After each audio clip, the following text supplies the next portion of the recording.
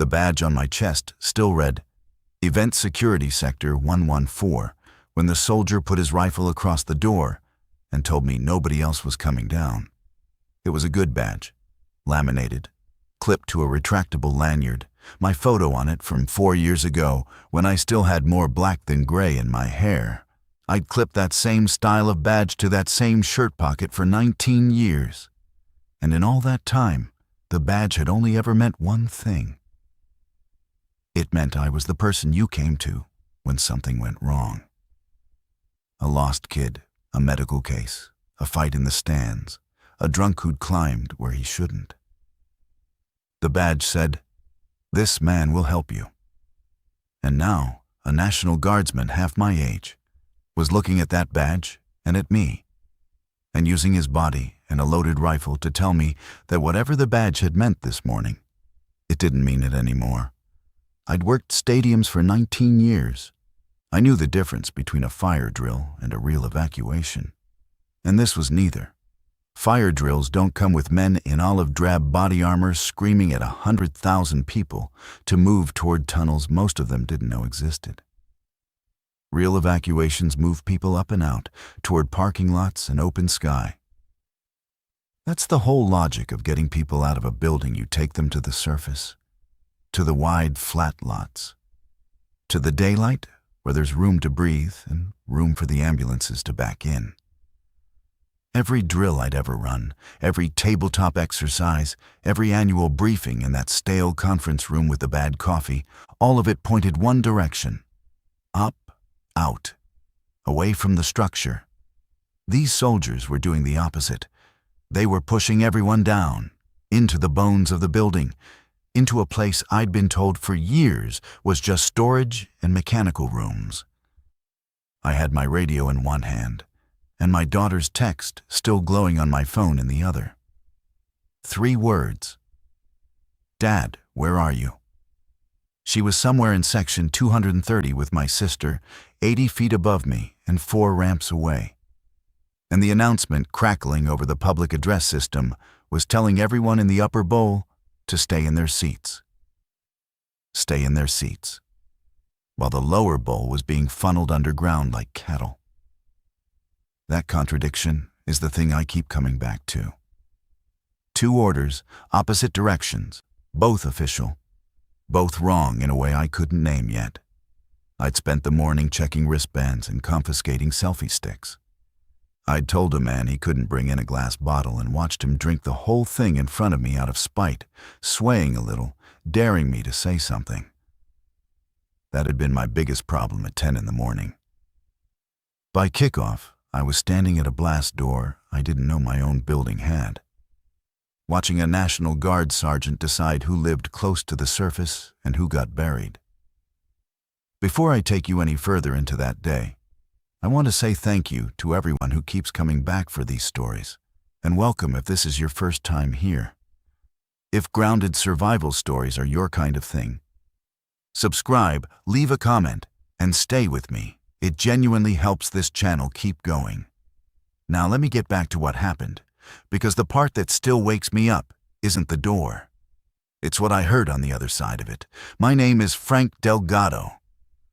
I was 51 years old that summer, and I had worked event security at that stadium since before they renamed it for the 3rd time. I knew the place the way you know a house you grew up in. I knew which restroom on the club level always flooded when the toilets ran during halftime, which elevator stuck between 3 and 4 if you loaded it past 6 people, which vendors sold the good coffee to staff at cost if you knew his name and asked nicely.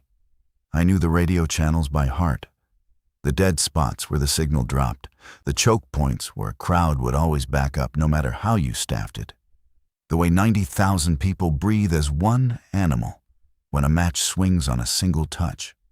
19 years teaches you a building's moods the way a long marriage teaches you a person's.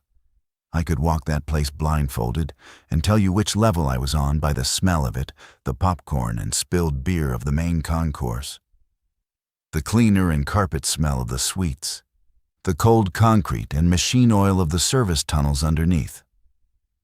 The World Cup had turned my familiar building into something I barely recognized. For 3 weeks, the stadium had been wrapped in security I'd never seen at a normal event. And I'd seen Super Bowls. Concrete barriers the size of coffins ringed the perimeter, set there by cranes in the middle of the night. There were federal agents in the command center who didn't introduce themselves, and didn't need to. You learned to spot them. The quiet ones with good shoes and earpieces who watched the room instead of the field. The airspace overhead was restricted for miles in every direction. We'd been briefed, in that flat way they brief you when they're not really asking your opinion, that anything that flew in low would be treated as hostile. National Guard units were stationed in the parking structures and along the perimeter, ostensibly for crowd control and counterterrorism. I'd shaken hands with some of them during the long setup days. Good kids mostly. Bored, sweating through their gear in the June heat, drinking the same warm bottled water the rest of us did off the same pallets. One of them, a kid from somewhere in the Midwest, had asked me if it was true the field grass got flown in special. And I'd told him, yeah, basically. And he'd shaken his head like that was the strangest thing he'd heard all week. 2 days later, I'd watch men like him aim rifles at a crowd of families. I didn't know that yet. That morning he was just a kid asking about grass. That morning had felt like the top of the world. I want you to understand that because the contrast is the whole point of why any of this matters. By 9 a.m., the tailgate lots were a city of their own, sprawling across acres of asphalt that shimmered with heat even that early, grills smoking in 100 different national styles, the air thick and layered with it, charcoal and beef and onions, and something spiced I couldn't name, drifting from a knot of fans who'd driven up from 3 states over. Flags from countries I'd have to find on a map were strung between truck mirrors and draped over coolers and worn as capes by kids too young to understand why their parents had flown across an ocean for this. A group of fans had built a real sound system into the bed of a pickup. Speakers wired to a car battery. And they were singing something in Portuguese, low and rolling, that the whole lot picked up without knowing the words. That's the thing about a song like that. You don't need the language. Your chest just joins in. I remember a man in his 60s, standing apart from his group near a folding table, openly weeping, happy tears running into his beard, because his team had made it this far in his lifetime. And he hadn't been sure he'd live to see it. His son had an arm around him.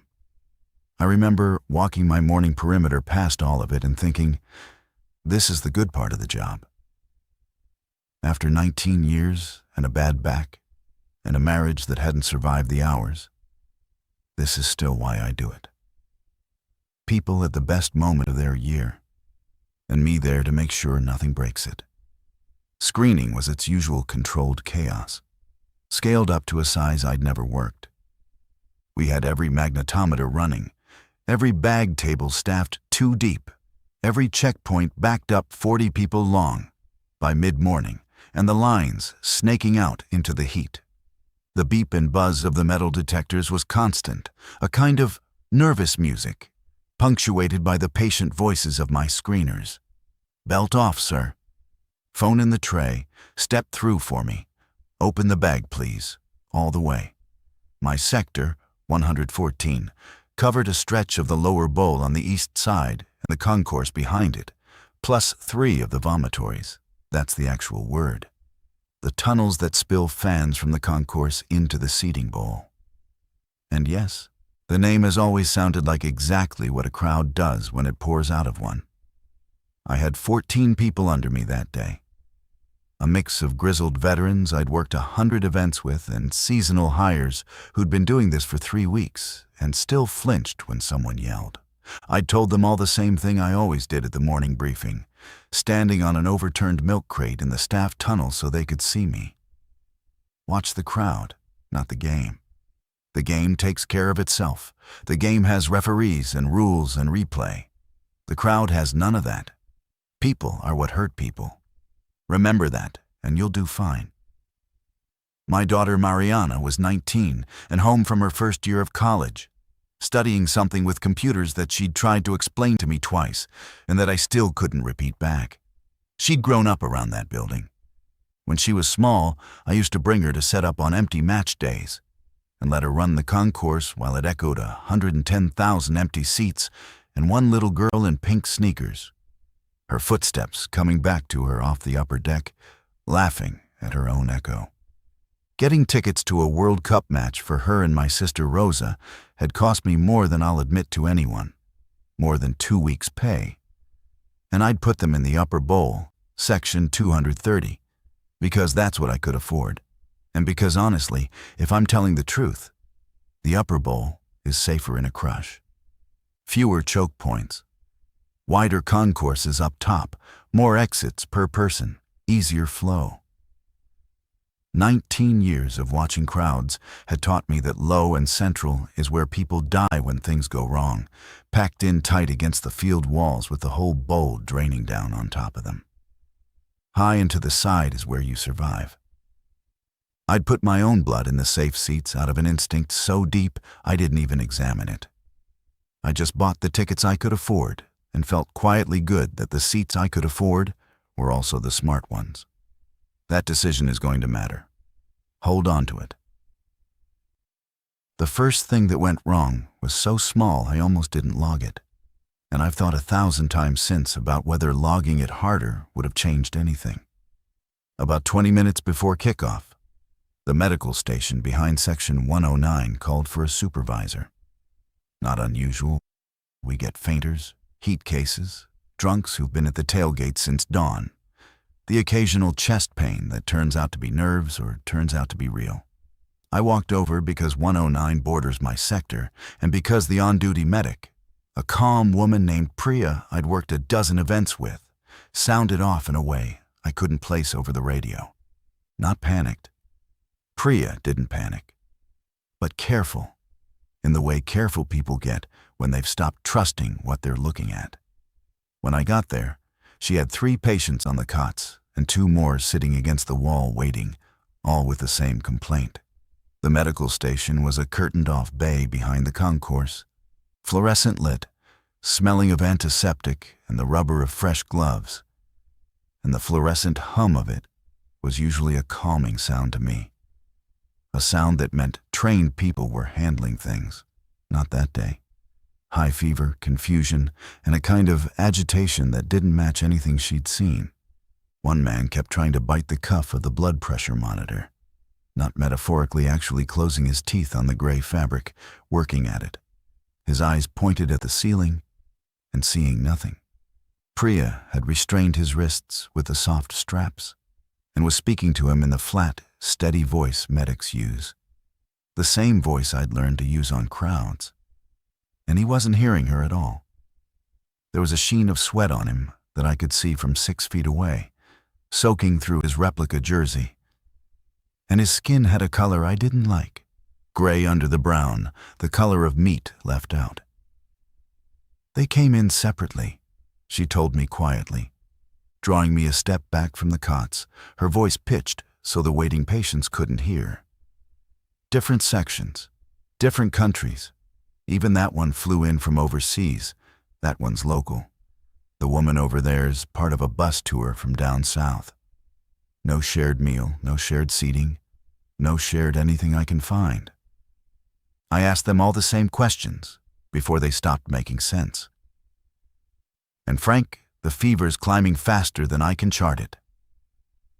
I took this man's temp 20 minutes ago, and it's already up almost 2 degrees. That's not a virus. Nothing moves that fast. I asked her if she'd called it up the chain.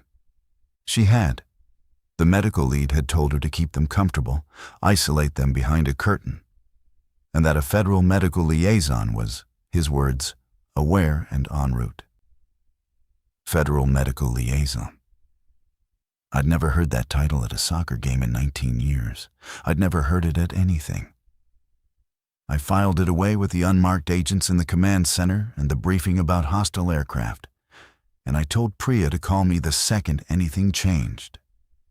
And I went back to my post, because kickoff was coming, and 90,000 people don't manage themselves while you stand around feeling uneasy.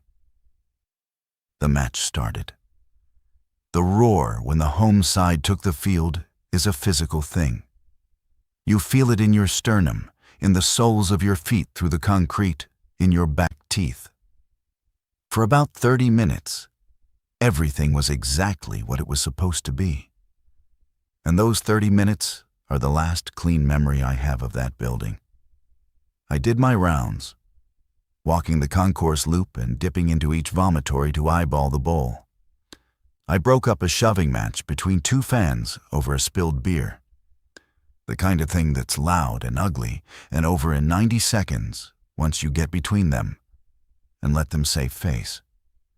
I helped a lost kid, maybe 7, find his father 2 sections over, and got the kind of thank you that makes the long days and the bad back worth it. The dad's hands shaking, the kid not even understanding he'd been lost, already asking for cotton candy. Normal. Beautiful, even. I remember standing at the top of Vomitory 114B and watching the match for a stolen 30 seconds, the green field impossibly bright under the lights, 90,000 people moving as one when the ball got close, and thinking that whatever the feds were worried about, it wasn't going to happen on a day this good. Then the medical calls started stacking. It came over the channel in a way that built so gradually I didn't register the shape of it until it was already bad. That's how these things move, not a single alarm, but a slow accumulation, each piece small enough to explain away. A heat case in 118, another in 122, a disturbance in 105 that the responding officer reported, and then, and this is the part that put the first real cold in me, stopped responding to entirely. You always close the loop on a call. Always. You key up, you say you're on scene, you say it's handled, or you say you need backup. You do not just go silent. In 19 years, I could count on one hand the times an officer went dark mid-call. And every one of those times, something had gone very wrong. The medical channel, which is usually a polite back and forth, careful and procedural, started overlapping.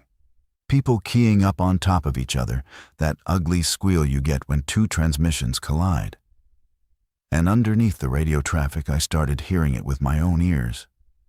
A different quality to the crowd noise. Not the rise and fall of the game, that great breathing swell. Something more jagged, moving through the lower bowl in patches, like wind crossing a field of wheat. Pockets of people standing when there was nothing on the field to stand for. A scream that didn't sound anything like celebration, too high, too sustained, cut off too suddenly. My second in command that day was a kid named Tyler, 24, sharp, ex-military police, the kind of seasonal hire you fight to keep on permanent because they're rare. He found me at the top of Vomitory 114B with his face gone pale and tight under the stadium lights. And Tyler did not spook easy. I'd seen him handle a man twice his size without raising his voice. "Frank," he said, "something's wrong in 107. A guy bit somebody. Bit them. Like, took a piece, Frank. There's blood everywhere. I watched the woman's arm. And now there's 3 people down, and nobody's getting up. Nobody's helping them up, and they're not getting up on their own." I keyed my radio to call it in, and got nothing but a wall of overlapping voices, every channel, the command center silent under it all. Dead air where my supervisor's voice should have been. And that's when the public address system cut off the match commentary mid-sentence. The announcer was halfway through a player's name. You could hear the syllable, "Just stop." And a voice I didn't recognize came on. Flat, clipped. Not the smooth, professional cadence of the regular announcer who could read a sponsor message like a lullaby. This was someone reading instructions off a card, and reading them badly. The voice of a person who'd never spoken to 90,000 people before. It told everyone to remain calm and remain in their seats, while stadium staff addressed a medical situation. Remain in your seats. 90,000 people. While in the lower bowl, in 3 different sections I could see from where I stood, the crowd had already started to come apart. I've thought a lot about that announcement since, lying awake with it. Telling people to stay seated buys you control for about 90 seconds, and then it breaks all at once. And it breaks worse than if you'd said nothing. Because the people near the trouble can see, with their own eyes, what the announcement is pretending isn't happening. And the gap between the calm voice and the bleeding man 2 rows down is what tips them over. Panic moves faster than any voice over a speaker. It moves at the speed of the nearest person's face. I watched it break. I watched a whole section of the lower bowl decide, as one organism in the space of a few seconds, that the exits were the only thing in the world that mattered, and surge toward the vomitories, toward my tunnels, the ones I was responsible for, the ones with my name on the staffing sheet. A crowd crush is the thing every stadium worker fears more than fire, more than a bomb, more than anything you can name. It's slow and it's stupid, and it kills people who did nothing wrong except be in the wrong row at the wrong moment. When a packed section tries to drain through a tunnel built for orderly exit, the front of the crowd hits the bottleneck and stops, and the back of the crowd can't see that it's stopped and keeps pushing forward. And the pressure builds and builds until people in the middle can't expand their chests to breathe. That's the thing people don't understand about a crush. It's not that you get trampled usually. It's that you suffocate standing up, packed so tight your ribs can't move, conscious the whole time. I'd trained for this every single year, sat through the same grim slideshow with the same diagrams and the same case studies from disasters in other countries, and prayed every year I'd never see it. I saw it start in 114B. The tunnel was filling from the bowl side faster than it could empty onto the concourse, because the concourse was already jammed solid with people from other sections who'd had the exact same idea at the exact same moment. I grabbed Tyler and 2 of my other people. Dawes, a heavy-set veteran with 20 years of his own. Steady as a wall, and a seasonal hire whose name I'm ashamed I can't remember. A young guy with a buzz cut who did everything I asked without hesitating, and whose name is just gone, swallowed by the day.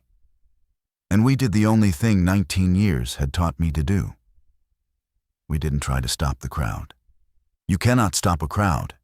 You can only shape it, the way you can't stop a river, but you can dig it a channel. We got to the mouth of the tunnel on the concourse side, planting ourselves where the bottleneck was worst, and we started peeling people off the front, grabbing them by the arm, the shoulder, whatever we could get, and pulling them sideways out of the flow, opening up the bottleneck one body at a time so the pressure behind could release sideways instead of building forward. It's brutal, ugly work. You're grabbing strangers, men bigger than you and women smaller than your daughter, screaming the same 2 words until your voice cracks, go left, go left. And they're looking straight through you because terror has switched their eyes off, has put them somewhere behind their own faces where words can't reach. We saved that tunnel. I believe that to the bottom of myself. We kept 114B from becoming a pile. And there are people walking around today who don't know it, who think they just got lucky, who don't know that 4 people in security shirts stood at the mouth of a tunnel and pulled them out one at a time. I'll carry that one good thing out of the whole day, and I'll need it. But while we were doing it, while every cell of my attention was on those grabbing hands and that pressure, I lost the bigger picture. And the bigger picture was getting worse every second. Because the people coming out of the lower bowl weren't just scared. Some of them were bleeding.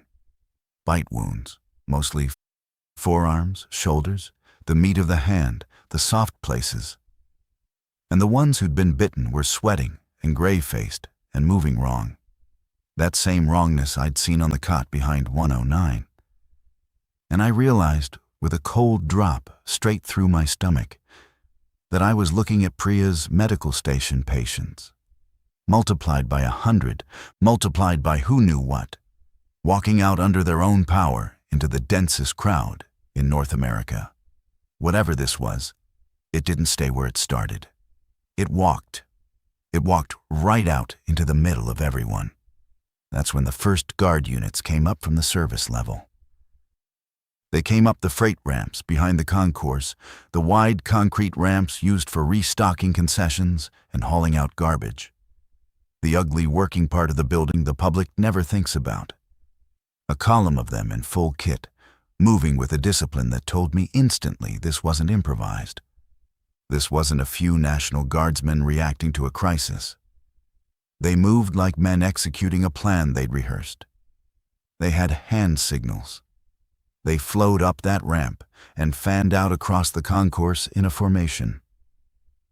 And the problem, the thing that made the cold in my stomach spread up into my chest, was that the plan wasn't the one we'd been briefed on.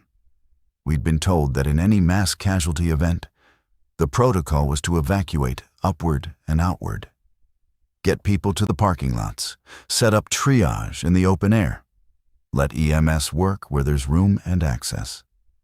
That's the protocol for a bombing, a shooting, a fire, a structural failure.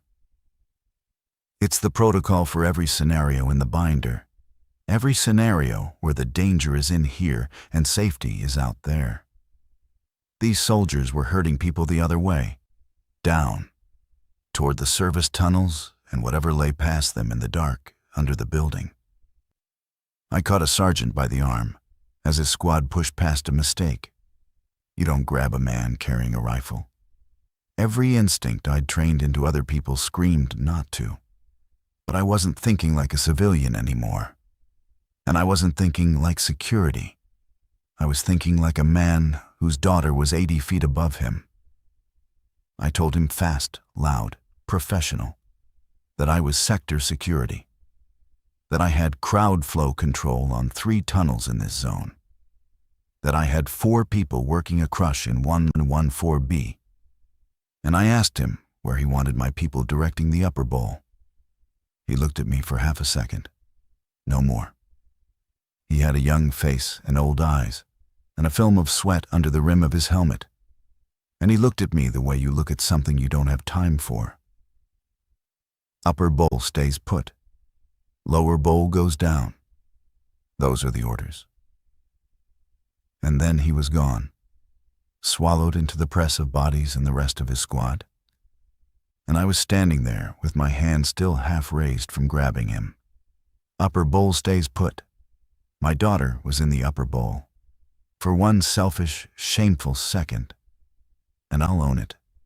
Because I promised myself I'd tell this straight, that order was the best thing I'd heard all day. Because it meant Mariana and Rosa were being told to stay where the crush wasn't. Where the bitten people weren't yet. Where the soldiers weren't pushing anyone anywhere. Stay put. Stay safe. Then the rest of it landed. The full shape of it.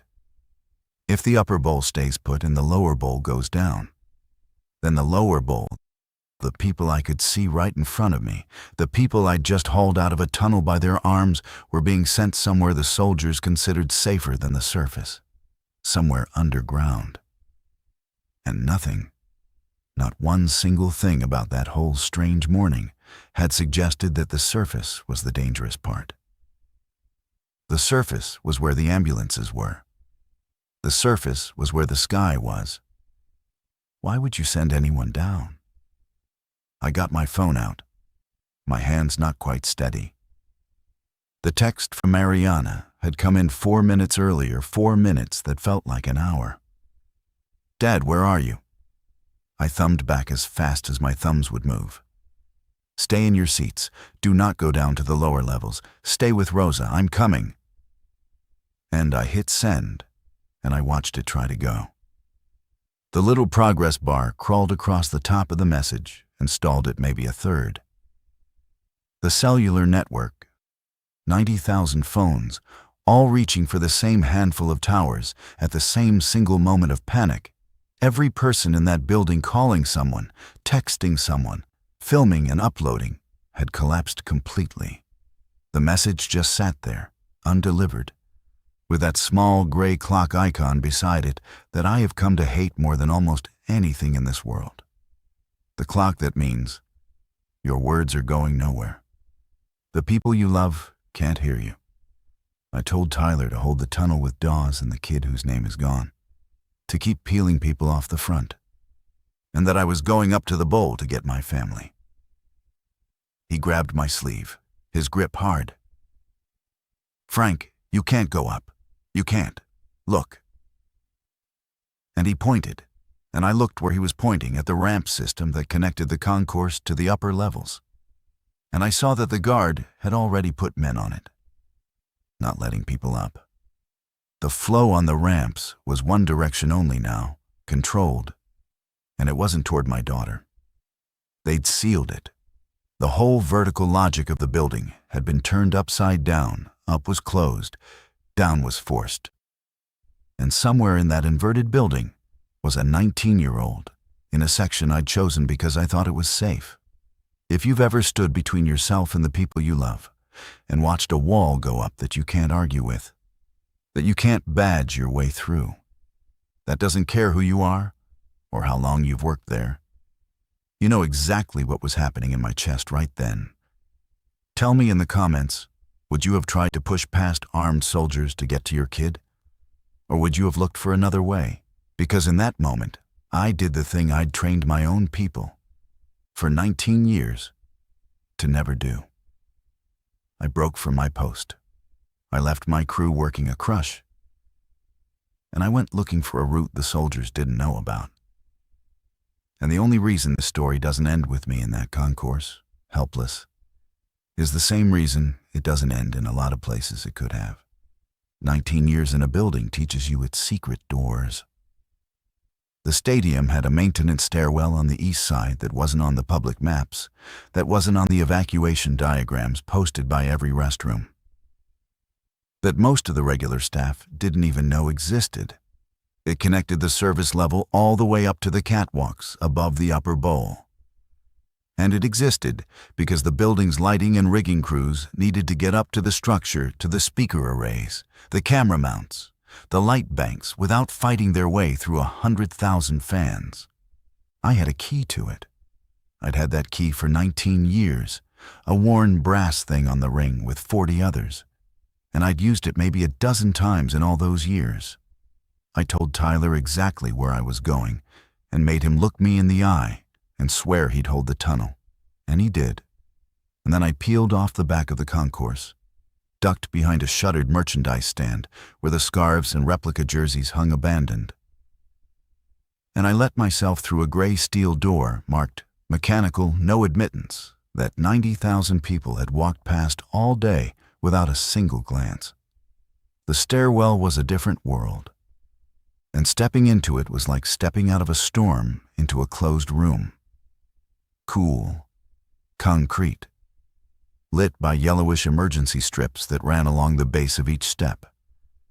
And almost silent, the roar of the disaster outside reduced instantly to a muffled, bone-deep vibration in the walls, a pressure more than a sound. My own breathing was suddenly the loudest thing. I could hear my heart. I went up, 2 flights, 3. My legs burned and my back lit up the way it does when I've pushed it, and my radio kept spitting fragments of a catastrophe I could no longer see. Disembodied voices climbing the stairwell with me. "Down in 112, multiple. We need..." "Do not open that gate. Do not open." "Where is the federal liaison? Where is..." And then, cutting through all of it, clear as if the man were standing on the landing above me, the transmission that stopped me dead with my hand frozen on the cold steel rail. It was a voice I didn't know, calm in a specific way that frightens me more than any amount of screaming, the calm of a man reading a checklist. And it said, "Be advised, The lower levels are at capacity. Seal bunker door 2. Repeat, seal door 2. We cannot take any more from the bowl. At capacity. Seal the door. They were sending the lower bowl down into the building's underground, and now they were closing it off behind them. I stood frozen on that landing, my hand on the rail, and did math I didn't want to do, the pieces clicking together one by one into a picture I didn't want to see. If the lower bowl was being sent down, and the door was being sealed behind them, then the soldiers weren't evacuating those people. There's no such thing as an evacuation. You seal people inside. They were containing them. The bunker wasn't a shelter. It was a quarantine. And the men with rifles in the concourse weren't there to save the crowd. They were there to decide which part of the crowd got sealed in with whatever was spreading, and which part didn't. I climbed faster. My back screamed, and I climbed faster anyway. The catwalk level above the upper bowl is a maze of steel grating and cable runs and rigging. A whole hidden architecture suspended over the heads of the crowd. And the wind moves through it even on a still day, channeled and accelerated by the structure. I came out onto it sweating through my uniform shirt, my chest heaving, and I gripped the rail and looked down through the grating at section 230, 80 feet below me. And the relief that hit me was so total, it buckled my knees, and I had to hold the rail with both hands. The upper bowl hadn't broken, not yet. The guard's order to stay seated, the one I'd hated, the one I'd called wrong, it had actually held up here. Because the panic from the lower bowl hadn't climbed this high yet. And the people in the upper deck couldn't fully see what was happening below them, couldn't see the bitten, couldn't read the wrongness from this distance. They were scared, on their feet, hundreds of phones held up filming, but they hadn't surged. The section was still a section, still rows and aisles, still order. And in section 230, row 14, exactly where I'd put them, I could see two figures I would know from any distance on Earth. Rosa's bright yellow jacket, she always wore something bright, said it was so I could find her in a crowd, and God, that day. And next to her, my daughter on her feet, her phone in her hand, looking down at the chaos in the bowl below, with a particular rigid stillness of someone trying very, very hard not to let themselves be afraid. I keyed my radio, then stopped with my thumb on the button. Half the stadium was monitoring that channel, and I didn't want to say anything at all, that might travel and tip the upper bowl into the same panic that was killing people below me. The wrong word on an open channel could start the surge I was trying to prevent. So I did the only thing I could think of. I pulled out my phone and I called Rosa's number directly. And I prayed to a God I don't talk to much, that the network would let one single call through the wall of 90,000 others. It rang. It actually rang, that thin electronic purr, the most beautiful sound I'd heard all day. And then Rosa's voice, thin and shaking and reaching. Frank, what is happening? Where are you? There are soldiers on the ramps. They won't let us down. People are saying, Rosa, listen to me. I kept my voice flat and slow, the medic voice, the crowd voice, the voice that talks a man down off a ledge. Do not go down. Whatever anyone tells you, whatever the speakers say, whatever the soldiers say, do not let Mariana go down to the lower levels. The danger is below you, not above you. Below. I'm coming to you. I'm in the building. I'm close. I'm coming. Stay exactly where you are and keep Mariana's hand in yours and don't let go of it. There's a man, Rosa said, and her voice cracked right down the middle. 2 rows down from us. He was fine, Frank. He was cheering 5 minutes ago. And then he wasn't. His face changed, and he bit the woman next to him. He bit her face. And people are climbing over the seats now. They're climbing over each other. And through the phone, 80 feet below me, and tinny and small and unbearable, I heard the upper bowl begin to break. I want you to understand what a section of 70,000 people coming apart actually looks like from above. Because it's something I will see behind my eyes for the rest of my life. It doesn't happen all at once, the way a glass breaks. It starts as a single dark knot in the orderly grid of seats, people scrambling away from one fixed point, leaving a hole, a void where nobody wants to be. And then that knot pulls a current through everyone around it. And the current finds the aisle, because the aisle is the only place to go. And the aisle becomes a river.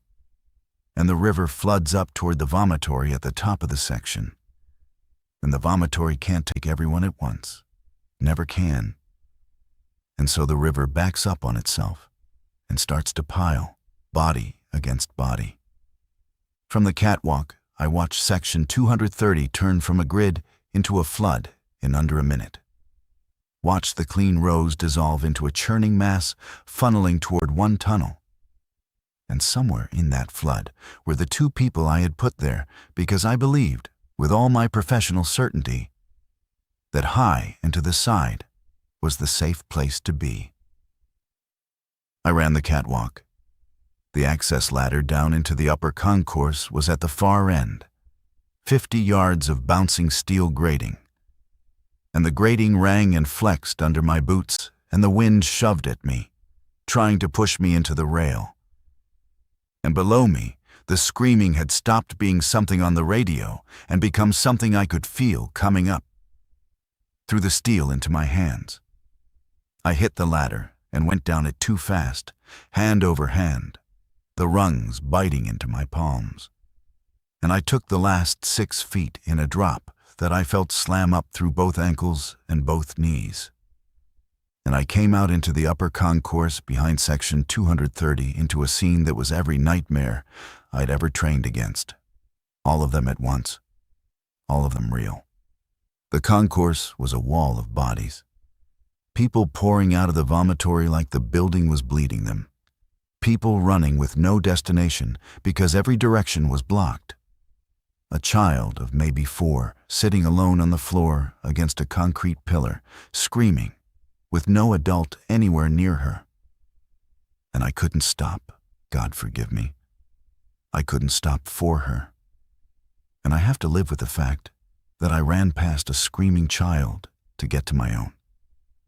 Vendors had abandoned their stands mid-transaction, registers hanging open, hot dogs still turning on their rollers.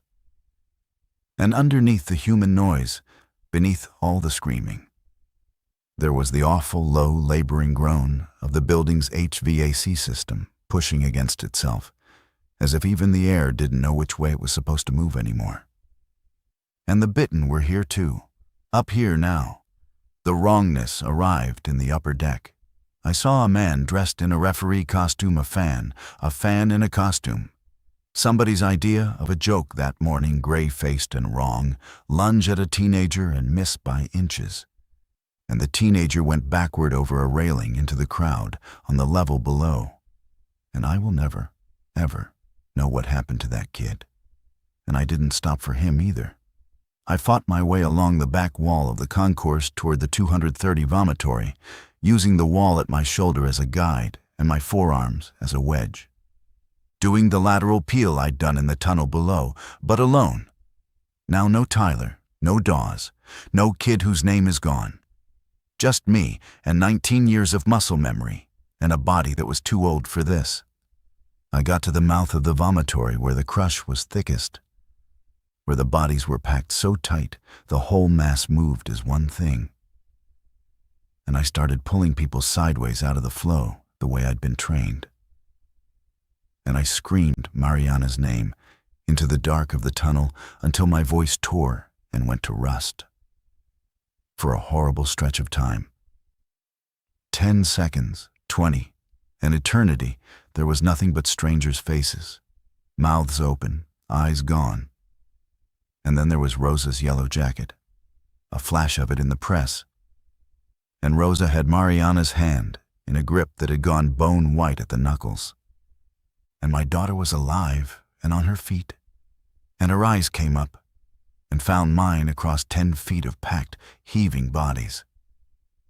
Getting them out of that crush took everything I had, and a little more than I had.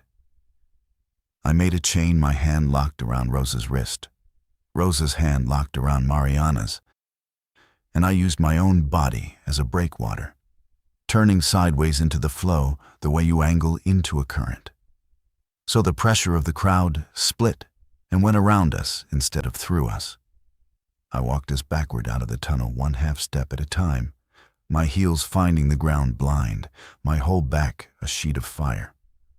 A big man behind us, heavy-set, panicking, lost his footing on something, a dropped bag, another person, I don't know, and went down hard. And I knew with absolute certainty that if he stayed down, he'd be trampled to death in seconds, that the crowd would simply walk over him without ever knowing he was there. So I let go of Rosa's wrist with one hand and reached back and hauled him up by the collar of his shirt. Dead weight, every disc in my spine protesting, and shoved him toward the wall. And in those 2 seconds, where I had only one hand on my chain, the crowd surged and nearly tore my daughter out of my grip and away into the dark forever. I got her hand back. I clamped down. And I got it back, and I will not pretend to you, because I promised I'd tell it straight, that I didn't think in the half-second before I reached for that falling man, about letting him stay down, about keeping both hands on my daughter, about choosing her over a stranger. That thought came, and it was ugly, and it was mine, and I hated it, and I pulled him up anyway. And I've decided, in the years since, to believe that the hating of it is the part that makes me a man I can live with. We came out of the crush into a pocket of clear floor behind a closed concession stand. The metal shutter pulled down over the counter, and the 3 of us stood there, heaving for breath. Mariana's face streaked with tears, and with someone else's blood that wasn't hers. A smear of it across her cheek that I'd notice and have to fight not to think about. I checked her, fast and rough, the way you check someone for bites, when bites are the thing that matters, both arms. Turning them over, the neck, the hands, the back of the neck, clean. I checked Rosa the same way, ignoring her bewildered protests. Clean. The relief was a physical collapse, my legs going loose under me, and I let myself have exactly 1 second of it, one breath, before I made myself shut it off and think. Because relief is a luxury and we were not safe. Because the upper bowl was gone now too. The thing I'd believed my whole career that high and to the side was the safe place, that I'd done right by my family putting them up here, had been true right up until the moment it wasn't. And the panic that started below had climbed the very ramps the soldiers were guarding. Because terror doesn't respect a perimeter the way an orderly crowd does. A perimeter holds a crowd. It does not hold a panic. The whole stadium was coming apart now in both directions at once, top and bottom. And the only place in the entire enormous structure that was organized, that had men with a plan and doors that closed and locked, was the one place I now believed with my whole chest that you should never, ever go. The underground bunker the guard had spent the last half hour filling and sealing. Stay with me here, because this is the moment everything I thought I understood turned over and showed me its other side. If grounded stories like this are your kind of thing, you know where to find me. We needed to get out. Out, up, to the surface, to the parking lots, to the open June sky that was the protocol. That was every instinct I had hammered into me over 19 years. But the surface routes were the problem, and they were the problem in a way that took me a few seconds of hard looking to fully grasp. The main concourse ramps were death traps now, packed solid floor to ceiling with people who weren't moving because there was nowhere for the front of them to go. And the upper level exits all fed down into those same ramps. Going up the normal way meant walking into a crush worse than the one I'd just pulled my family out of. The only clear vertical path I knew was the maintenance stairwell I'd just come up, and it ran down. Down through the service level, toward the very tunnels the guard was funneling the infected into, toward the sealed doors. Up was blocked by the crush, down led toward the quarantine. I was standing in a building with 100,000 people in it, and almost no good way out of it, holding my daughter's hand in a death grip, and the radio on my hip was still leaking that calm, terrible checklist voice. Door 2 is sealed. Hold at door 3. Do not let the upper level evac mix with the bowl population. Repeat, keep them separate. Keep the populations separate. Keep them separate. The upper level evacuation and the bowl population. 2 phrases that told me everything if I was willing to hear it. They were sorting us. Somewhere in the bones of my building, somewhere I'd never been allowed to see, someone with authority had decided that the people from the lower bowl, exposed, bitten, mixed in with whatever was spreading, were a different category of human being from the people up top, and they were physically working to keep the 2 groups from ever touching. And the word that lit up in my mind, the word that gave me my first real plan, was evac, upper level evac. They had an evacuation route for the upper levels. There was a way out that the guard was protecting, a clean way, separate from all this chaos. I just had to find which door was door 3 and get my family to that clean evac route, and get there before the 2 populations mixed and the soldiers stopped caring which one we belonged to. I got my people moving. I told Rosa and Mariana to hold the chain, hand to hand to hand, and to keep their free hands flat on the wall. And we worked our way along the back of the concourse, away from the crush, toward the east side where I knew the building better than the people who'd built it.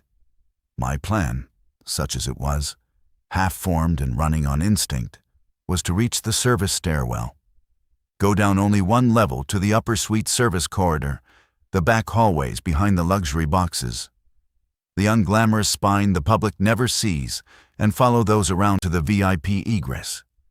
The VIP egress was a separate, controlled, almost secret exit the building used to move owners and dignitaries and celebrities out fast and quietly, away from the crowds, so they never had to stand in a line in their lives.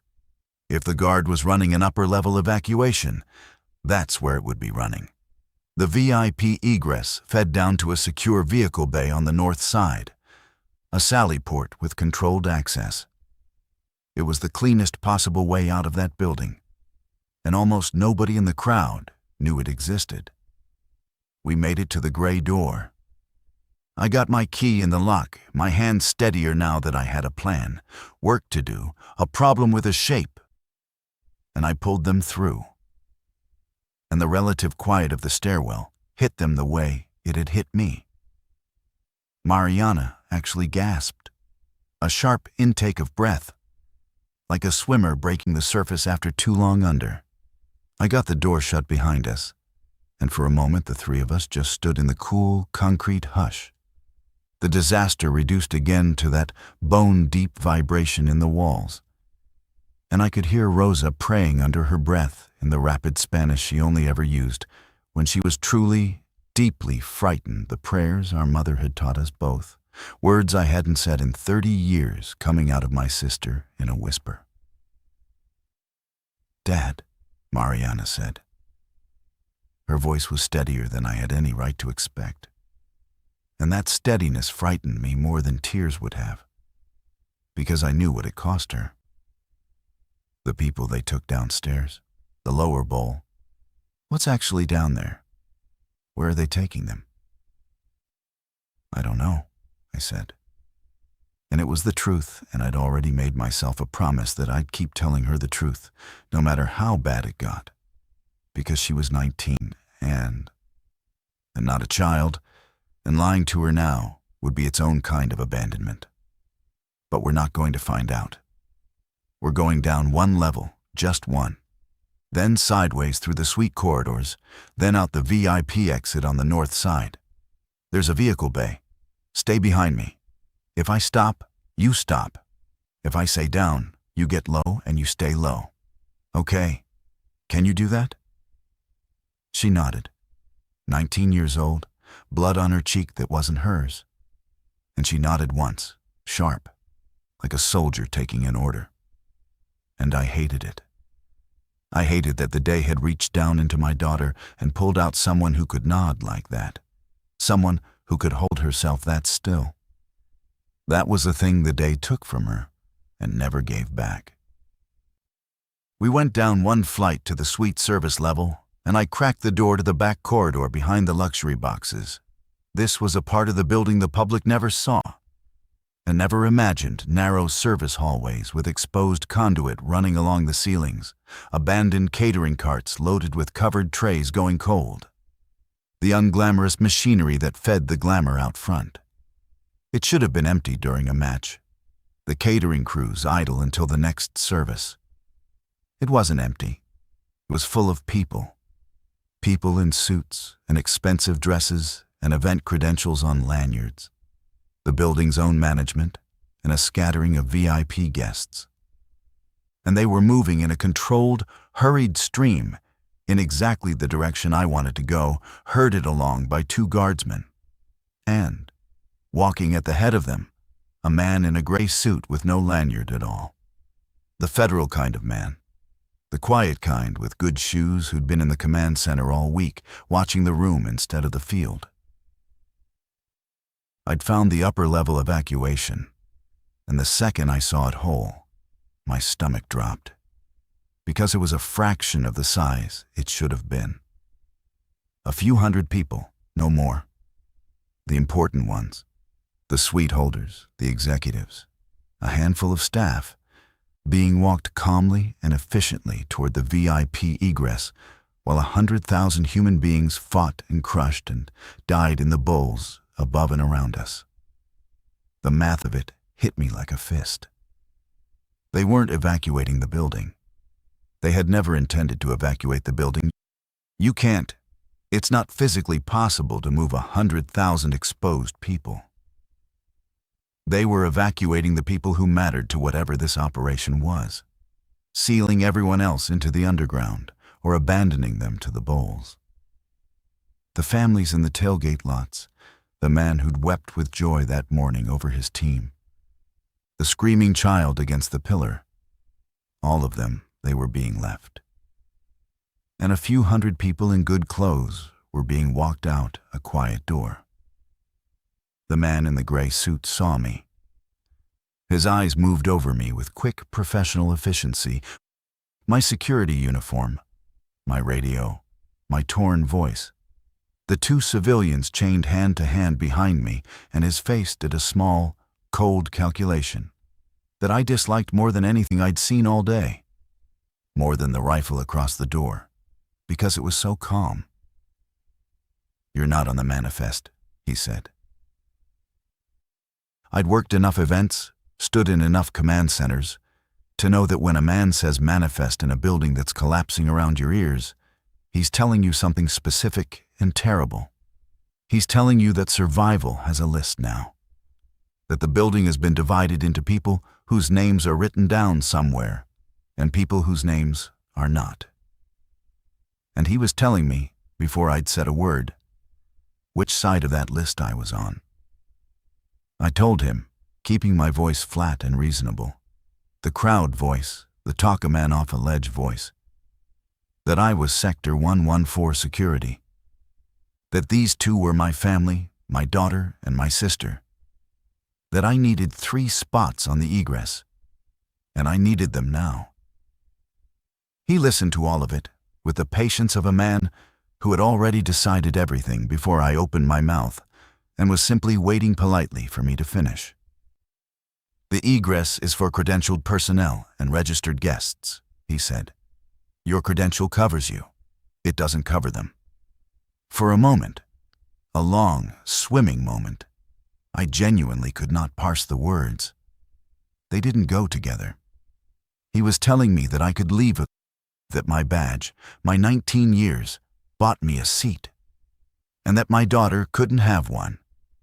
He was offering me my own life, holding it out to me, and asking me to take it and walk out a door that would close on a 19-year-old girl. Behind him, the two guardsmen had shifted their weight, reading the situation the way soldiers do, calculating the geometry of it, and one of them younger, his jaw tight, wouldn't meet my eyes. He kept his gaze fixed on a point on the wall past my shoulder. And I knew, the way you know things in a moment like that the one who wouldn't look at me had a daughter too, somewhere, of his own. Here's the thing about a critical decision that the movies get completely wrong. In the movies, it comes with music and a long, meaningful pause, the hero's face in close-up. In real life, it comes in about a second and a half. In a service corridor that smells like spilled catering coffee and cold roast chicken, with your kid's sweating hand crushed in yours and a man in a gray suit looking at you like you're a logistics problem. I want to put the question to you exactly the way it was put to me, because I have never once, in all the years since, stopped wondering if there was a smarter play I didn't see. What would you have done taking the spot and tried to use it as leverage to get the others through? Argued the manifest line by line, raised your voice, made a scene, or done what I did? What I did was lie. I told him I wasn't going through the egress. I told him I was building security, and that my job in a mass casualty event was crowd control on the lower service tunnels, and that command had already ordered me down to door 3 to help hold the separation between the bowl population and the evac. I said it with the radio still on my hip, still leaking that exact language, the words, "keep them separate" and "door 3" practically on cue, so that he could hear for himself that what I was saying matched the operation. I said that my family weren't my family at all, that they were 2 displaced lower bowl guests I'd pulled out of the crush upstairs and was escorting down to the bowl population holding area, as required by the very separation protocol he was enforcing. I turned my daughter and my sister, with words, into exactly the thing the operation most wanted to bury. And I bet every chip I had, my whole life, on the idea that the men running this disaster were so committed to their sorting, so locked into the procedure, that they would actually help me carry my own family down toward the danger, as long as I framed it as obeying their rules. Because the one thing I had finally understood, standing in that corridor with coffee in the air and a lie in my mouth, was this: the egress was a trap with a list, and the list didn't have my daughter on it, and lists like that don't change for fathers. But the underground bunker, the place I'd spent the whole afternoon believing was a quarantine, a tomb, the worst place in the building, was also the only part of the building left that had structure. Doors that closed, walls that held, men who could keep the bitten out. If I couldn't get my family up and out, if the only door up had a list and we weren't on it, then the safest place left in the entire stadium for my daughter wasn't the panicked, surging crush of the bowls. And it wasn't a sealed VIP van that might never come for people like us. It was past door 3, in the controlled dark, on the right side of a blast door, with soldiers between her and the wrongness. I'd spent the whole day believing down was death. Now I was lying my way down on purpose, with my own daughter, because down had quietly become the only place left in the world with rules. The gray suit man studied me for a long, terrible moment, and I held his eyes and let him, because the worst thing I could do was look away. Then he gave a small nod to the guardsman, who wouldn't meet my eyes, and said, in the bored tone of a man checking a box, "Take them to 3. Log them as bowl population transfers." And he turned back to his manifest and his important people.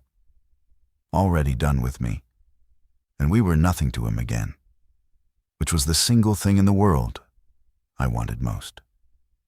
The guardsman walked us to the service stairwell. Up close, he was even younger than I'd thought. 20 maybe, the strap of his helmet too loose, and the hand resting on the grip of his rifle was not steady. I could see the faint tremor in it. As he reached past me to open the heavy door, he leaned in close, very close, and said it very low, barely moving his lips, so the gray suit man down the corridor couldn't possibly hear. It's not what they're telling people, down there. And then, lower still, so quiet it was almost just breath. They didn't plan for this many. The doors only hold so many.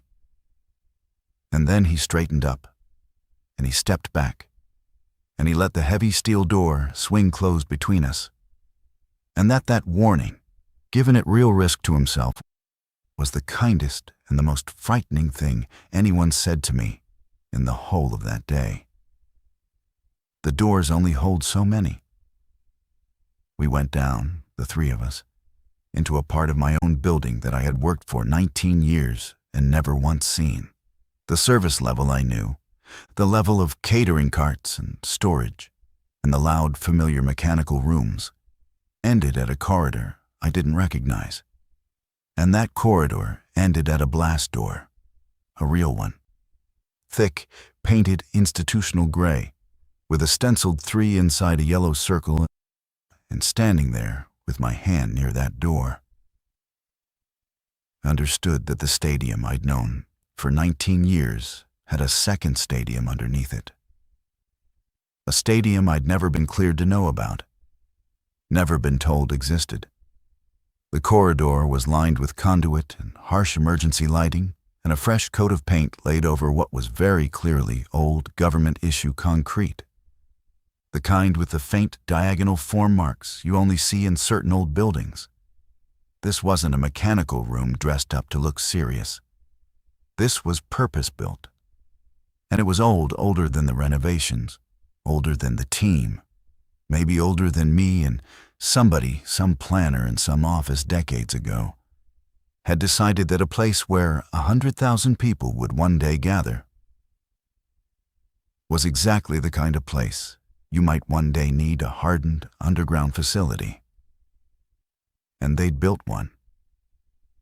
And they'd told almost no one. And it had sat there under my feet for 19 years while I checked wristbands 80 feet above it. There were 2 guardsmen posted at door 3 and a folding table set up in front of it with a man in a different uniform checking people through. And the people being checked through were the lower bowl crowd, frightened, dazed, some of them bleeding, herded down in batches by more soldiers, and then processed at the table and sent through the door into whatever lay beyond it. I watched the man at the table work, and I read his system fast, the way you learn any access control system when your life depends on it. He wasn't checking names. He was checking bodies. He was checking everyone for bites, anyone with a fresh wound, and you could see him looking, scanning arms, necks, hands got pulled aside, gently but firmly, into a side room with a solid steel door. And that door was kept closed, and there was a soldier on it. Anyone clean got passed through door 3 into the bunker proper. They were sorting the already sorted. Triage performed on a population that had, somewhere upstairs in the operation's cold arithmetic, already been written off as a whole. We got in the clean line. I made the chain again, my hand, Rosa's, Mariana's, and I checked my daughter's bare arms one more time as we shuffled forward, and Rosa's and my own, turning them in the harsh light. And we were clean, all 3 of us.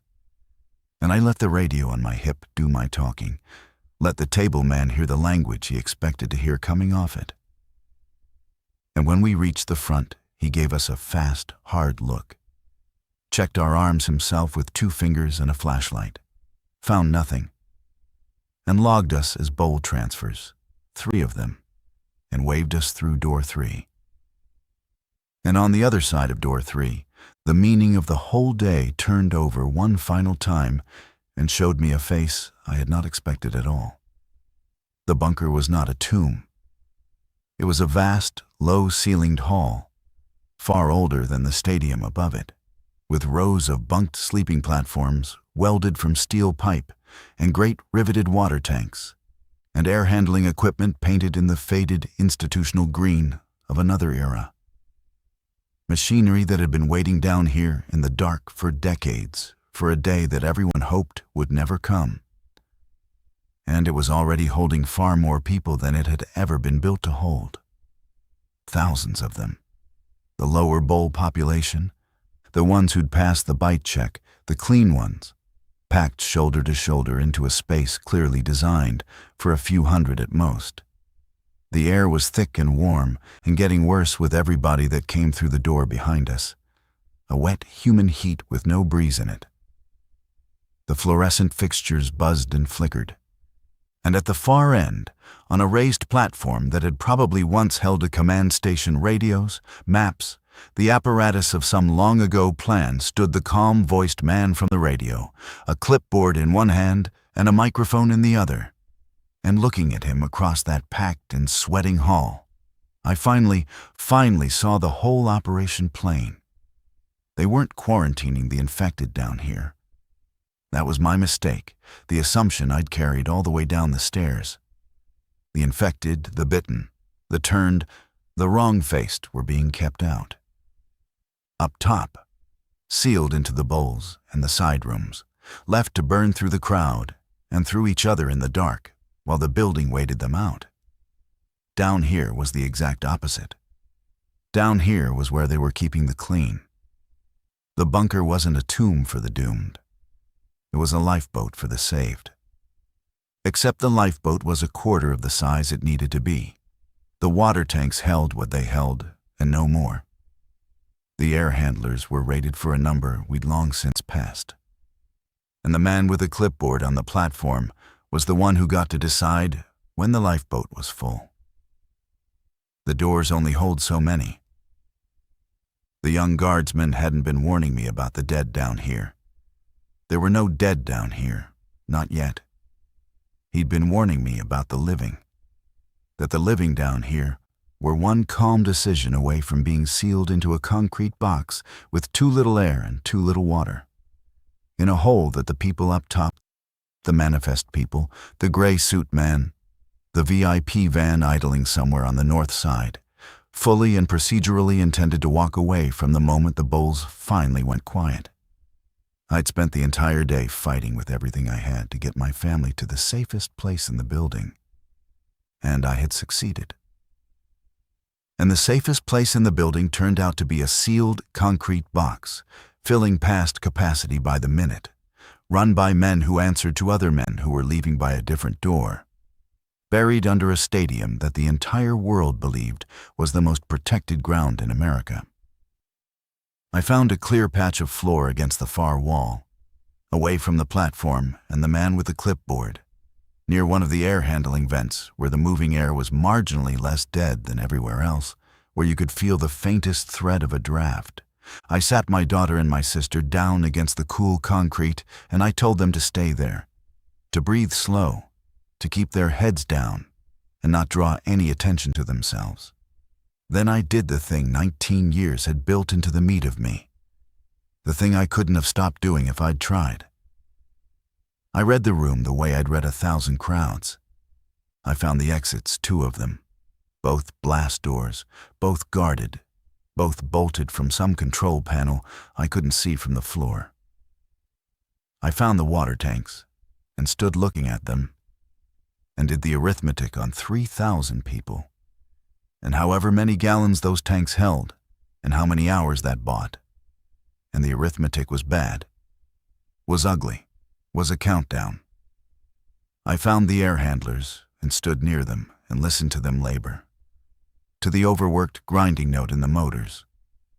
And I understood, standing there, that the thing that was going to kill us down in that bunker wasn't the bitten, and it wasn't the soldiers, and it wasn't a crush. It was the simplest, oldest thing in the world. There were too many living people breathing in a sealed box built for fewer. And somewhere above us was a man with a manifest and a van who was going to decide by action or simply by leaving and never coming back exactly how long the doors stayed shut. Mariana looked up at me from the concrete floor, her face gone gray-green in the buzzing fluorescent light. The smear of someone else's blood dried dark on her cheek, and she asked the only question that actually mattered, the question under every other question. "Dad, when do they let us out?" I didn't have an answer for her. I had nothing true that was also kind. But I had 19 years in that building. I had a maintenance key in my pocket that had already opened one door nobody thought I had. And I had a radio that was still, against everything, against all the odds of that collapsing place, telling me in a calm and bloodless voice exactly what the men in charge were planning to do. And I'd already learned the single most important lesson the day had to teach me, the one I'd had completely backward all afternoon. The safest place in that stadium and the most dangerous place in that stadium were the very same place. And the only difference between the two, the only difference, the whole difference, was whether the door ever opened again. I keyed my radio down to its lowest volume, pressed it tight against my ear so only I could hear it. And I started listening for the one piece of information that would tell me the exact moment our box stopped being a shelter and became a grave. And I started quietly, moving my eyes along the seams of that old hall, looking for the third door, the one not painted with a number, the one the building's old bones would have to have somewhere, and the new operation might not even know about. Because 19 years had taught me one thing above all others. A building this old never, ever, has only the doors it shows you. The radio gave me the operation in pieces over the next hour, and each piece was worse than the one before it. And I sat with my back against the cold concrete, and my family pressed warm against my side, and I listened to men I couldn't see decide our lives in the clipped, bloodless language of people following a procedure they hadn't written and didn't have to look in the eye. What I pieced together, fragment by fragment, was this. The enormous federal presence at the World Cup hadn't only ever been about terrorism, about bombs and shooters and hostile aircraft. There had been a contingency underneath the contingency, and I've come to understand since that there's always one of those, for the things they never say out loud in any briefing you're cleared to attend. And the contingency for a biological event at a mass gathering of 100,000 people was not, could never be, evacuation. You cannot evacuate 100,000 potentially exposed people out into a city of millions. You cannot put them on the highways and into the hospitals and onto the airplanes and back into their homes. The math doesn't allow it. The disease doesn't allow it. So the contingency, the real one, the one nobody briefs a sector security supervisor on because a sector security supervisor has no need to know, was containment. Hold the population inside the secured perimeter you've already built. Sort the clean from the exposed at choke points you control. Preserve a viable group of the clean in a hardened space. And let the rest of the perimeter, the bowls, the concourses, the beautiful tailgate city I'd watched come alive that morning, burn itself out behind doors that you have already sealed. The bunker under the stadium was older than I'd even guessed, standing in that corridor. A Cold War relic, I worked out later. From a time when men in offices planned in earnest for the unthinkable. And the original stadium had simply been built over the top of it, and every renovation since had quietly maintained and upgraded the thing underneath. Precisely because somebody in some planning office understood, generation after generation, that a place where 100,000 people gather is also a place you might one day need to seal shut and hold. It had been kept off the public maps for decades. It had been kept off the evacuation diagrams, off the staff briefings, off everything. And it had been kept. And this was the part that was going to kill us at a capacity that quietly assumed the contingency would never, ever have to run at its full and terrible scale. The doors only hold so many. The air handlers were rated for a population, and we had blown past that population an hour ago. And more clean bodies were still coming through door 3. And the man with the clipboard on the platform, whose name I never learned and whose calm I will hear in my sleep until the day I die, he was not a monster. That's the part I need you to truly sit with, because it's the part that makes the whole thing real instead of a story with a villain in it. He was a man executing a plan that had been signed and approved by people above him, by people who would never come down those stairs. And the plan said, in whatever flat, bureaucratic language plans use, when the bunker reaches the maximum population the air and water can sustain, you seal it, and you hold it sealed until the surface threat is neutralized, and you accept that the people inside have a finite survival window. And under no circumstances do you open the doors for anyone, because every single door opening risks bringing the infection into the one clean space left on the entire site. He wasn't deciding to kill us. In his mind, in the logic of his procedure, he was deciding not to open a door. There is, on paper, a difference between those two things. There is, in the procedures, a meaningful and defensible distinction. There is no difference at all, none inside the box. I watched him do the count. A guardsman crossed the platform and handed him a slip of paper, a number, and I watched the clipboard man read it, and then look up and out across the packed and sweating hall, and then look at the laboring air handlers, and then look at his watch. And I knew the way I know. Before it happens, when a crowd is about to break. A thing in my gut that 19 years had calibrated to be right, that we were very close now, to the moment the doors stopped opening. There were still clean people on the far side of door 3. I'd seen the line. Still families being checked at the folding table, still the dazed and the bleeding, and the lucky clean being processed in batches. And the man with the clipboard was about to decide, calmly, with a glance at his watch, that the box was full. I had to make a choice, and I had to make it before he made his, because his choice would foreclose mine. Because here is what I understood. Sitting on that floor doing the exact same math he was doing up on his platform. If they sealed the bunker at capacity, we lived a while, and then we didn't, unless the surface was cleared fast, and 100,000 panicked, infected, dying people in a sealed stadium do not clear fast. There is no version of fast. If they sealed it, the clipboard man's own plan doomed the very people he'd just spent hours carefully saving, one bite check at a time. The lifeboat was going to sink right there at the dock, with everyone aboard, neatly, according to procedure. The only version of this whole nightmare where my daughter saw the open sky again was a version where the box did not stay sealed, where air kept moving through it. And the doors eventually opened onto a surface that a person could survive.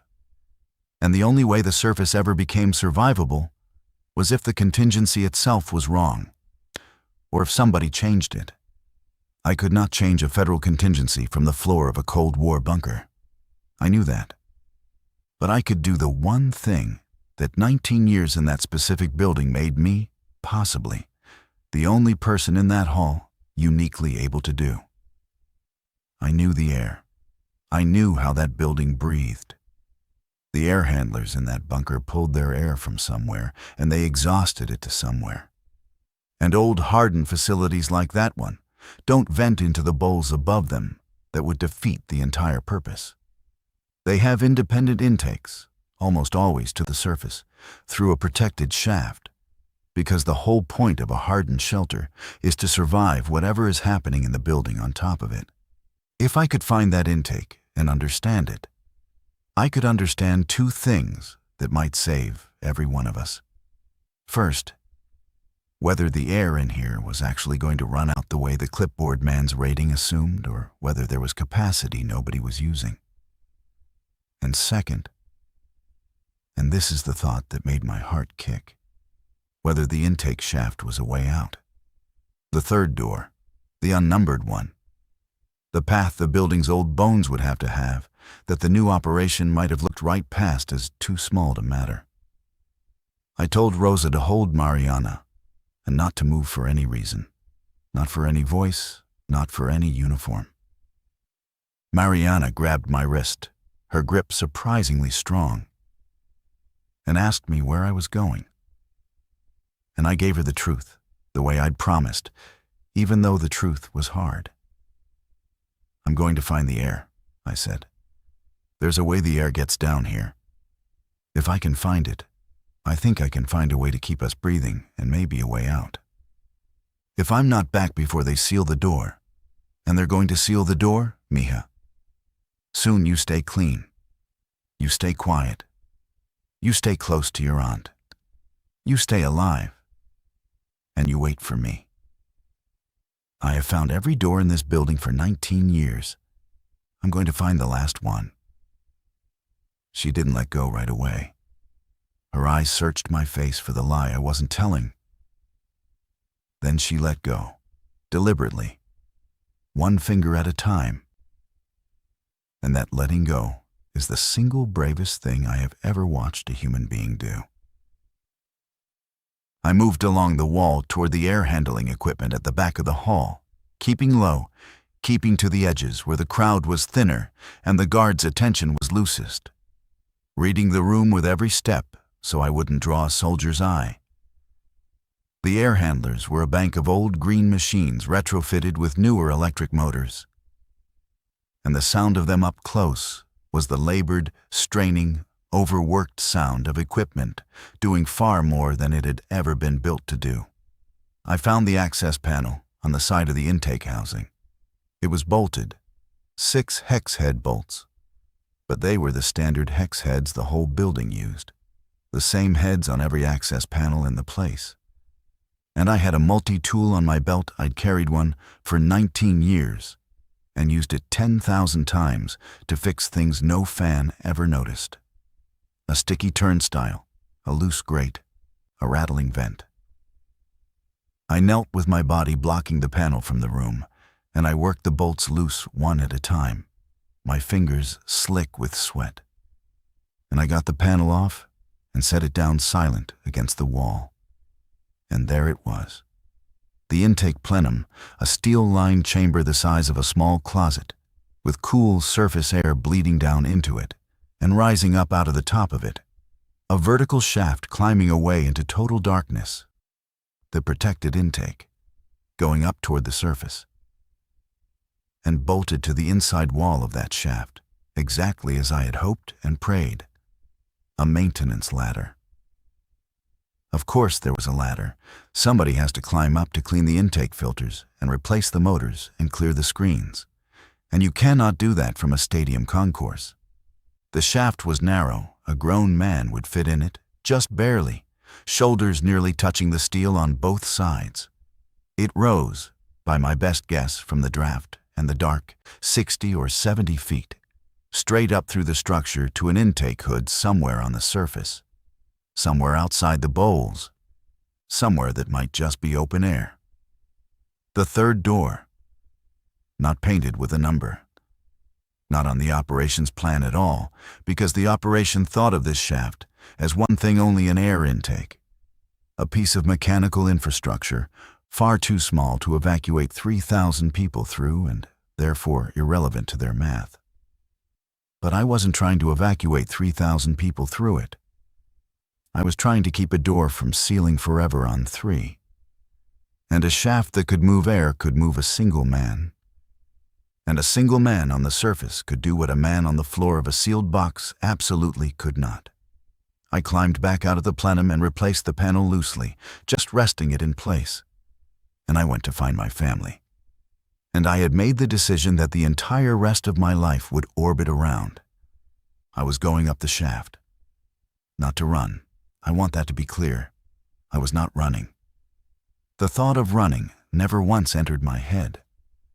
I was going up to get to the surface, to get to a working radio or a phone, or, best of all, a person with real authority who wasn't reading from the contingency. And to tell them the truth that the clipboard man's whole plan was built to ignore. That there were 3,000 clean, salvageable, breathing people in a box that was about to be sealed at a capacity that would kill them slow. And that the math could be changed, could absolutely be changed, if anyone up top was willing to move air, root power, prop open a single relief valve, do any of a dozen things. The plan assumed the bunker was a closed system that had to stay closed to stay clean. I knew, because I'd just put my hands on it, that it had a shaft to the surface. If I could get up that shaft and find someone with the authority to act on what I knew, then the box did not have to become a grave. But going up the shaft meant leaving my daughter on the floor of that bunker behind a door that might seal shut while I was still climbing. I knelt down in front of Mariana and Rosa, close, our heads together so I didn't have to raise my voice. And I told them the whole of it, fast and clear and complete, because they deserved to make this choice with me and not have it made for them. I told them about the shaft, the ladder, the climb. I told them about the contingency, the real one, the containment plan, the manifest, the van. I told them exactly what sealing the door meant for the air and the water and the hours. I told them I believed, with everything in me, that the only way out for everyone, for them, for the 3,000, for all of us, was up the intake and onto the surface to change the math from the outside, where the people making the decisions actually were. And then I told them the part I hated most, the part that tasted like ash. That the shaft was too narrow and the climb too long and too dangerous to take a 19-year-old who'd never climbed anything higher than a stepladder. That I could not bring her up it without one of us falling.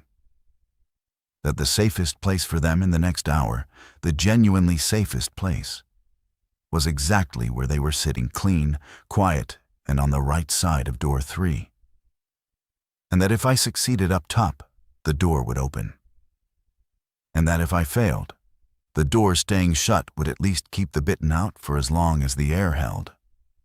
I was asking my daughter to trust that I would come back down for her through a door that other men controlled.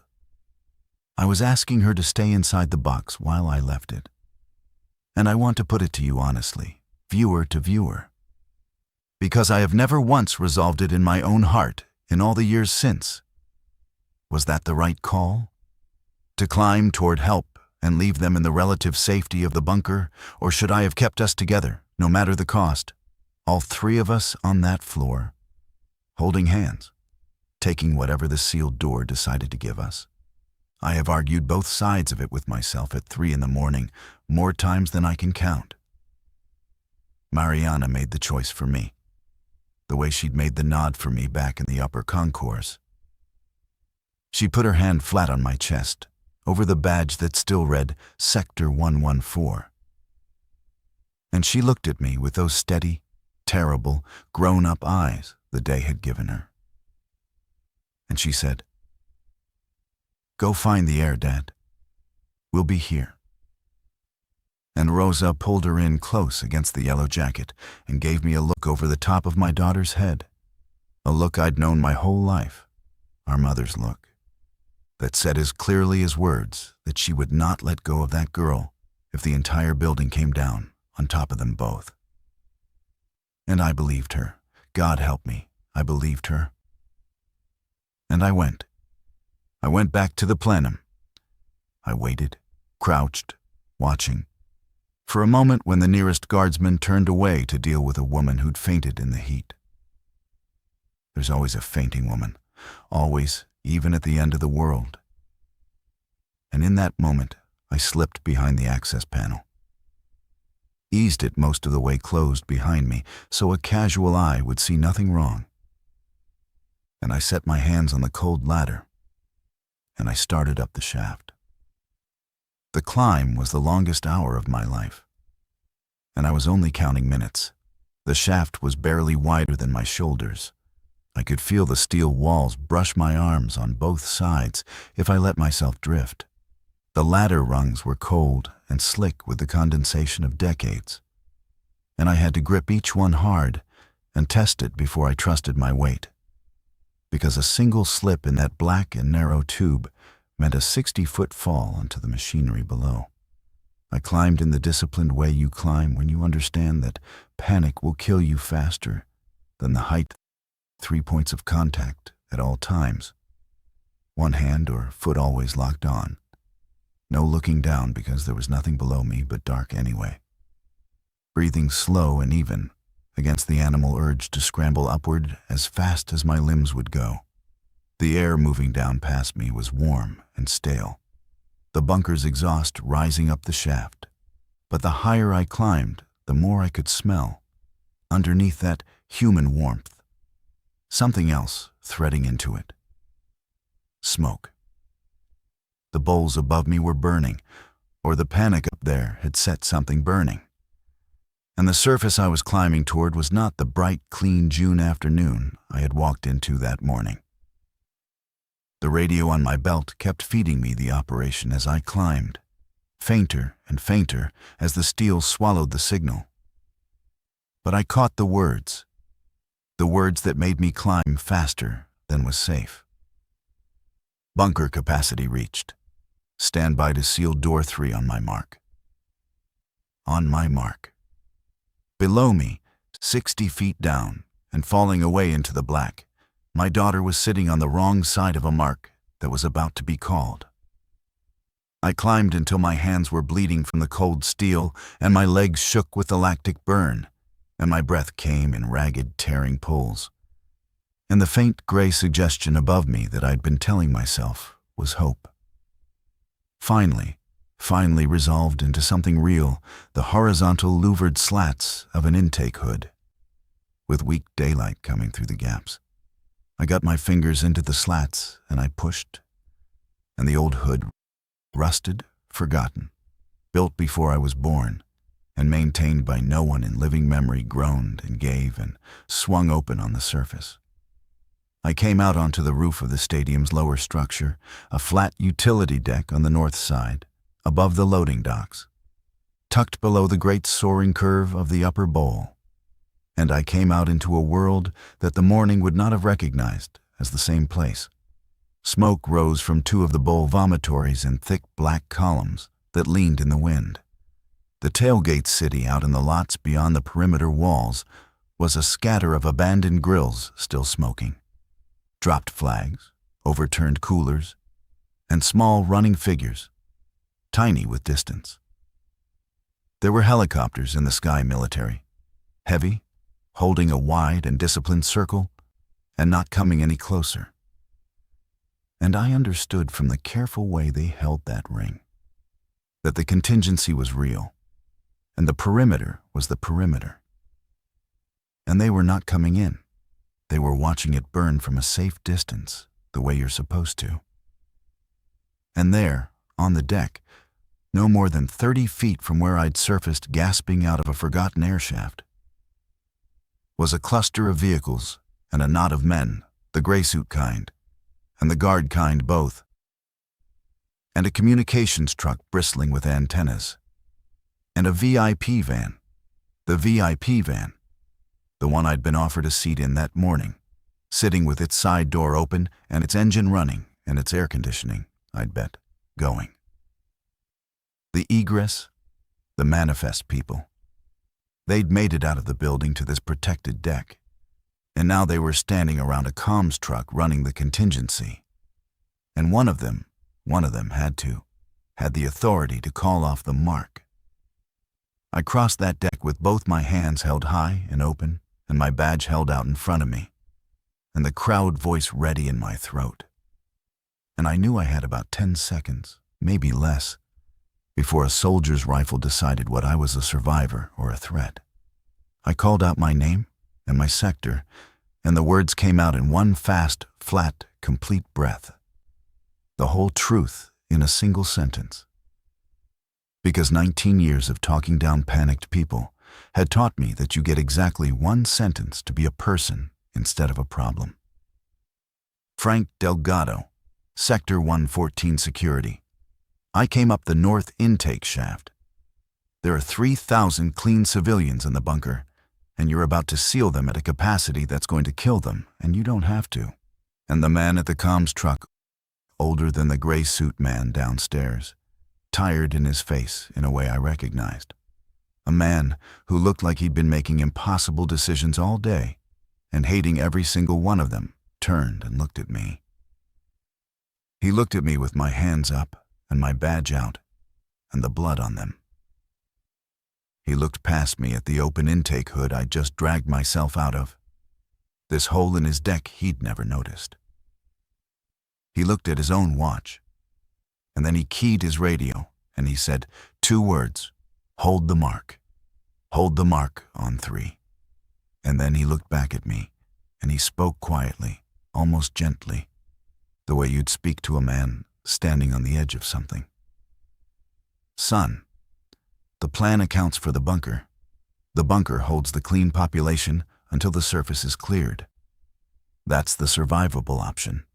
That is the one that works. It holds them until they suffocate," I said. And I kept my voice level, even though my whole body was shaking from the climb. I just climbed the intake. I heard the handlers laboring. "You're past capacity, way past. Your own plan doesn't save them. It kills them slow instead of fast. And you're going to leave in that van and not be standing here when it happens." I pointed back at the open hood, at the dark shaft beneath it. "But that shaft moves air. You've got a clean, independent intake running straight from this deck down to that hall. Run the handlers off the truck's power, prop the relief paths open, vent the heat up and out. You don't have to choose between sealing them and exposing them. That's a false choice. You can keep the door shut and keep them breathing, both at once, if there's one person up here willing to stay, and run it instead of driving away." He stared at me for a long, long moment. And behind him, the helicopters held their patient circle, and the smoke climbed black into the June sky. And the gray suit energy of the manifest men stirred.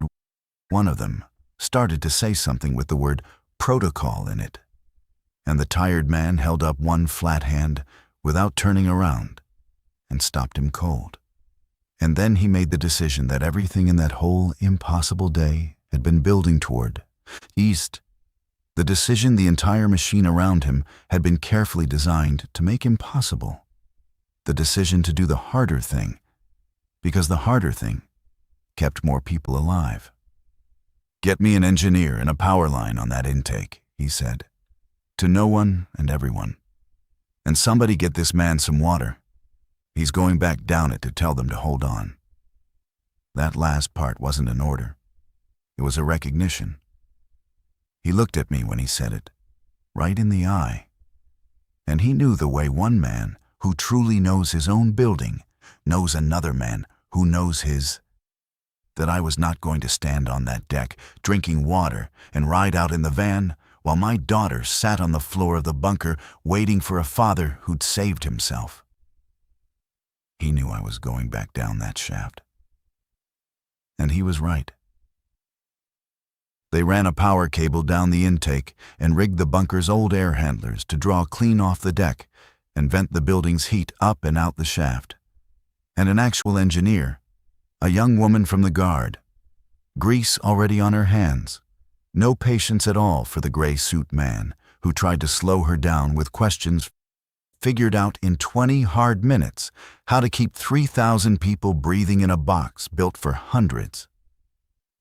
By moving air, the contingency had simply never planned to move. It didn't make the bunkers safe. Nothing was going to make it safe. But it bought hours where there had been minutes. It turned a sealed grave back into a sealed shelter. And the difference between those two things, I have thought about this every day since, is the entire distance between a story that ends in the dark and a story that ends with a door opening. I went back down the shaft. I'm not going to pretend to you that it was a choice I weighed, that I stood there torn. The tired man offered me a seat in the van again. The same seat from the morning, said it twice, said I'd earned it, said I'd done my part. And I went down the shaft instead, 60 feet back down into the warm, rising dark, toward the door that was still because of one held mark, because of 2 words from one tired man, not sealed. I found the plenum at the bottom. I eased out through the access panel into the green-lit, buzzing hall. And the air was already moving better. You could feel it on your skin. A real current where there'd been only stagnant human heat. And I crossed that floor to where my sister still had both arms wrapped around my daughter, in the exact spot where I'd left them. Exactly as Rosa had promised me with our mother's eyes that she would be. Mariana saw me coming, and she didn't cry. She just nodded, the same sharp soldier's nod from the upper concourse, as if she had never for 1 second doubted I'd come back down. And that small, fierce lie of confidence is the most precious thing anyone has ever given me in my life. We were in that bunker for 2 more days. I won't draw out the waiting, because the waiting is not the story. And there's a mercy in not making you live all of it the way we did. The story is that the surface did not clear the fast, clean way the contingency had assumed it would. But it did clear, slowly, grindingly, the way real disasters actually resolve, not in a clean victory with a clear end, but in an exhausted, reluctant reduction. The infection burned through the bowls, and the fires burned through what they found, and the June heat did its own work. And then came the careful, hour by hour, room by room labor of the units that finally did move in, once the worst of it upstairs had spent itself. The air handlers, run off the deck the whole time on that scavenged power line, held. The water held, barely, rationed cup by the clipboard man, who turned out to be exactly as careful and exact with 3,000 lives as he had been willing to be cold about them. I've never figured out how to feel about that man, and I have finally stopped trying, because some people are both things at once, and the world doesn't owe you a tidy verdict. The door on 3 stayed shut the entire time because keeping it shut was right, and the air kept moving the entire time, because that was right too. And both of those things being true at the very same moment is the closest thing to a lesson I carried up out of that building. When they finally unsealed door 3 and walked us up and out up, the way the protocol had always said, up and out into open air, yes, it was a different stadium we came out into. You've probably seen the images. The whole world has seen the images. The most secured sporting event in the history of the country, ringed with concrete barriers the size of coffins, and federal agents with good shoes and restricted airspace for miles. And it became the place where more people died in a single afternoon than I can stand to let myself think about for very long. The safest ground in America. They had built the walls so high to keep the danger out that when the danger rose up from the inside, those same high walls held it in there with us. I walked my daughter and my sister out through the loading dock on the north side, past the utility deck where I'd come up out of the shaft. And the VIP van was long gone, and the tired man was gone. And I never learned his name, and I know now that I never will. Mariana stopped at the top of the dock ramp and turned and looked back at the building. Just once the great curve of it standing there against a sky, finally empty of helicopters. And she didn't say anything, and I didn't either. And we stood there a moment in the smoke smell, and then we walked down the ramp and away. I don't work events anymore. I tried, once, about 4 months after, a half-empty arena, a midweek concert. Nothing. A favor for a guy I'd known 20 years who was short-staffed. I got as far as the main concourse, and I felt the building breathe around me the way they all do. They all breathe. 9,000 people, or 90,000 or 9. The HVAC and the crowd and the structure, all moving air in and out. And I felt every door I knew, and every door I didn't. All of them at once. And I turned around, and I went home, and I never put the shirt on again. 19 years of knowing a building's secret doors saved my family's life. And it took knowing those doors away from me forever. Because now every single room I walk into, before I do anything else, I find the exits first, and I do the math on the air, and I cannot stop, and I don't think I ever will. People ask me, the ones who find out who I was that day, whether I'd do it again, climb the shaft, leave my daughter on the floor, trust other men to hold a door that I couldn't hold myself. And I don't have a clean answer for them, the way I don't have a clean answer for the clipboard man. I left her in the most dangerous place in the building, because it was also, at the exact same time, the safest place in the building. And the only reason both of those were true is that I went up that shaft to make sure the door would open again. I bet my daughter's life on a sealed concrete box, a 60-foot ladder in the dark, and the chance that one tired stranger up top would choose the harder right thing over the easier procedure. It worked. And I know better than anyone alive exactly how easily, how very easily, it could have gone the other way. The badge is in a drawer in my house now, Sector 114, my younger face on it, more black than gray. I take it out sometimes and hold it.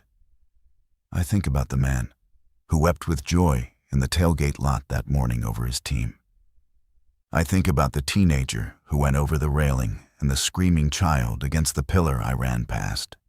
I think about the young guardsman who leaned in close and risked himself to tell me the doors only hold so many. I think about the engineer with grease on her hands who moved air that nobody had planned to move. I think about the clipboard man and his terrible exact calm, and the tired man and his 2 words, hold the mark. And I think about the shaft and the held door, and most of all my daughter's hand flat against my chest in the green light, telling me to go find the air. We were safe in the most dangerous place on earth that day, and in mortal danger in the safest. I've given up trying to fold those 2 truths into one tidy sentence, because some things just sit next to each other and refuse to resolve. Some buildings have far more doors than they ever show you. The hard part, it turns out, was never finding the last one. The hard part is knowing, in the moment you find it, whether you're climbing toward the people you love or away from them and choosing anyway in a second and a half, in the dark, with her hand still warm on your chest, and then living the whole rest of your life inside that one choice. That's where I'll leave it. If this kind of grounded survival story is your kind of thing, you already know where to find me, and tell me in the comments where in the world you're listening from, and whether you honestly think I should have gone up that shaft at all, or stayed on the floor and held my daughter's hand and let the door decide. I still don't know. I'm not sure I'm ever supposed to.